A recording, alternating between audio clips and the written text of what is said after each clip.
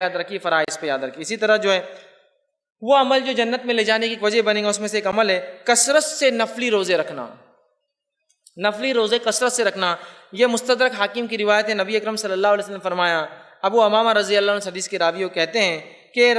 جو ہے وہ فرماتے ہیں کہ اللہ کے رسول صلی اللہ علیہ وسلم سے سوال کیا گیا، مجھے کوئی ایسا عمل کا حکم دیں کہ جس کے ذریعے میں جنت میں داخل ہو جاؤں۔ آپ نے فرمایا، کثرت سے روزے رکھا کر، بلا شبہ اس کی مثل کوئی اور عمل نہیں ہے۔ انہوں نے سوال کیا، اے اللہ کے رسول کیا کروں جس کی وجہ سے میں جنت میں جاؤں گا؟ تو کہا کثرت سے نفلی روزے رکھ، اس لیے کہ اس کی مثال اور کوئی عبادت نہیں ہے۔ مطلب کثرت سے نفلی روزے رکھنا جنت میں جانے کی وجہ بنے گا، اور یہ ایک بڑی اہم عبادت ہے، یاد رکھیے۔ ہمارا معاملہ نماز کی حد تک تو نفلی نمازیں ہم پڑھ لیتے ہیں، لیکن نفلی روزوں میں بڑے کمزور ہم نظر آتے ہیں۔ ایک سماج کے طور پہ تو بڑے کمزوری، فرد کے طور پہ ہو سکتا کچھ لوگ رکھتے ہو، ایک سماج کے طور پر، مثال کے طور پر اگر آپ کو ایسے سوسائٹی میں جائے، ایسا مثال کے طور پر آپ مدینہ یا مکہ میں جائے کبھی، تو وہاں پیر اور جمعرات کا ایسا معمول ہوتا ہے، اکثر لوگ روزہ رکھتے ہیں، ایک سماجی اعتبار سے، سوسائٹی کے اعتبار سے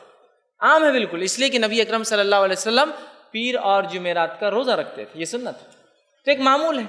سبھی رکھتے ہیں۔ تو آدمی کیا ہوتا ہے، جب سماج میں ایک کام ہوتا ہے تو سب کو کرنا آسان ہو جاتا ہے۔ اب ہمارے پاس یہ ہے کہ اگر کوئی روزہ رکھ لے، کسی سے پوچھا جائے بھائی کچھ کھانے کے لیے دیا جائے، روزہ ہے تو بہت بڑا ولی ہے یہ آدمی، تو پیر کا روزہ رکھ لیا، جمعرات کا روزہ رکھ لیا، تو کبھی کبھار انسان ڈرتا ہے کہیں ایسا نہ ہو کہ میرے بارے میں لوگ مشہور کر دیں کہ میں بہت متقی پرہیزگار ہوں، مطلب اس کے چرچا ہو جاتا ہے، اس لیے کہ بہت کم لوگ کرتے ہیں نا یہ عمل، تو ظاہر سی بات ہے جو کرتا ہے وہ مشہور ہو جاتا ہے، جبکہ نبی اکرم صلی اللہ علیہ وسلم کا معمول تھا، ہمیشہ کیا کرتے تھے۔ تو بہرحال نفلی روزے ایک ایسا عمل ہے جنت میں لے جانے کی، ایک ایسی وجہ بننے والا ہے کہ اس کی مثل کوئی دوسری عبادت نہیں۔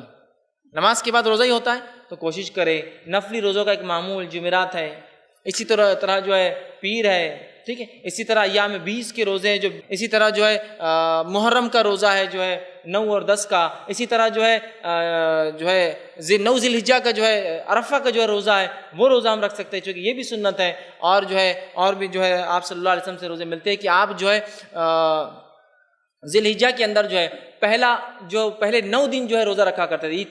عید سے پہلے تک 9 دن رکھتے تھے، اس تعلق سے بھی صحیح روایتیں ملتی ہے۔ تو ہمیں کوشش کرنا چاہیے ہم روزے کثرت سے رکھیں، نفل روزوں کا ہم اہتمام کریں، اسی طرح وہ اعمال جو جنت میں۔ السلام علیکم ورحمۃ اللہ وبرکاتہ۔ ناظرین، اگر آپ کو اس ویڈیو سے کوئی فائدہ ہوا ہے اور آپ کو لگتا ہے اس ویڈیو سے دوسرے بھی فائدہ اٹھا سکتے ہیں، تو میں آپ سے اپیل کروں گا، گزارش کروں گا کہ آپ ہمارا تعاون کریں، ہمیں ڈونیٹ کریں، تاکہ ایسے ویڈیوز ہم بنا کر دوسروں تک پہنچا سکیں، جس کا فائدہ آپ بھی اٹھائیں اور دوسرے لوگ بھی اٹھائیں۔ آپ اپنی رقم جو ہے ہمارے بینک اکاؤنٹس میں جمع کر سکتے ہیں، ویسٹرن یونین اور دوسری ایسی سروسز کے تھرو بھیج سکتے ہیں۔